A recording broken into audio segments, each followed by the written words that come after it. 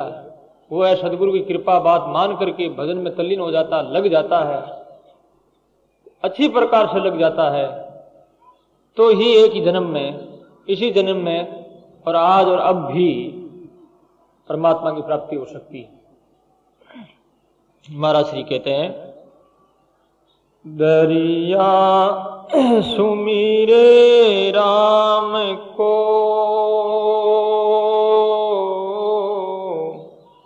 आत्म को आधार, काया काची काच सी, काया काची काच सी, कंचन होतन बार, कंचन होतन बार। बोलो राम।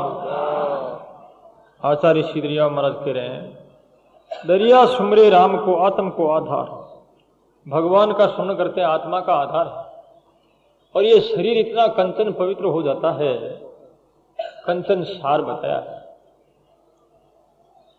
एक महापुरुष का हमने दर्शन किया है, ये करीब बात होगी है 25 और 30 वर्ष के पहले की बात है।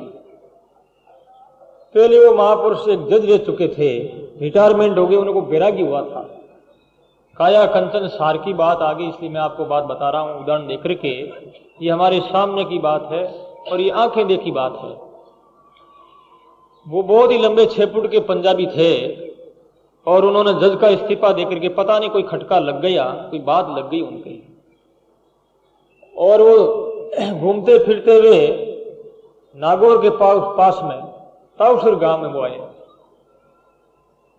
उनका पता नहीं था कि ये कोई संत है, पर कोई भी पता नहीं लगा पाते थे, या कोई भिखारी है या कोई पागल है, पता नहीं ये क्या है।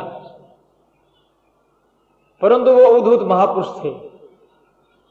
4 प्रकार के साधु माने हैं, कूटी चक्र बौद्धक हंस और परमहंस, ऐसे शास्त्रों में वर्णन आया है।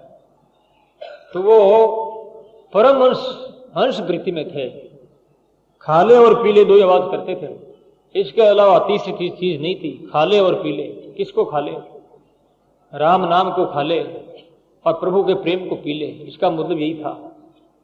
खाले पीले के सिवाय कुछ नहीं बोलते थे।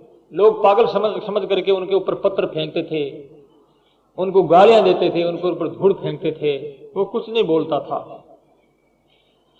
ताउसर की बात है तो किसी ने कहा कि ये महापुरुष है, और उसके पास में कोई बर्तन था, ऐसी कोई चरी जैसी, उसे वो उसमें पानी पी लेता और थूक देता था। अवधूत होता, उसको कोई विचार नहीं रहता है, शरीर का भान, शुद्धि अशुद्धि का भान वो भूल जाते हैं। तो एक ब्राह्मण परिवार था, कोई लड़की पागल सी हो गई थी, बहुत बड़ी बीमारी हो गई थी।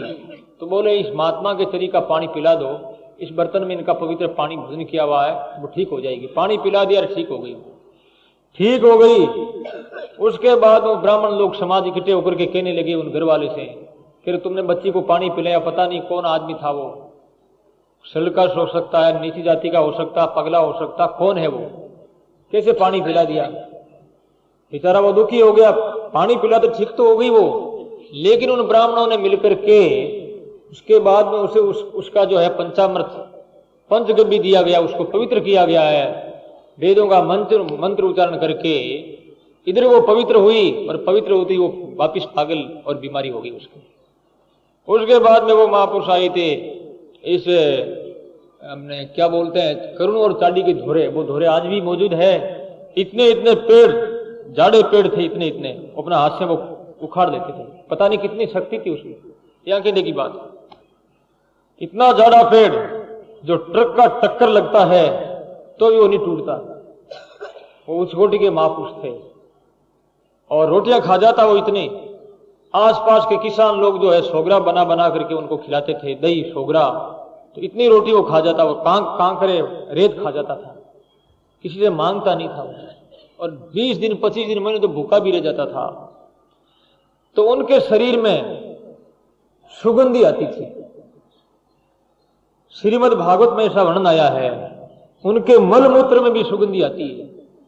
ऋषभदेव जी महाराज के विषय में वर्णन आया है, क्योंकि ऋषभदेव जी महाराज परमहंस थे, तो वास्तव में वो ऐसे परमहंस हमने देखा है। एक बार जोधपुर महारानी जी आए थे, उनको कार में बैठाने की बहुत कोशिश की, वो इधर आती है, वो इधर मुंह मोड़ देता है, इधर सामने आती है, हाथ जोड़कर नमस्कार करने की चेष्टा करते हैं तो वो इधर हो जाता है। वैसे उसे सब कुछ ज्ञान था और पहुंचा हुआ मान था। तो काया कंचन सार की बात आ गई। आचार्य श्री कहते हैं काया कंचन सार, तो काया भी कंचन होती है। मीरा को भगवान ने, मीरा को पी गए भगवान, निगल गए। क्यों निगल गए? काया कंचन सार। गंदी वस्तु को भी निगलते नहीं है। अग्नि के सामने कोई वस्तु आती है ना, वो गंदी नहीं रहती है, वो पवित्र हो जाती है।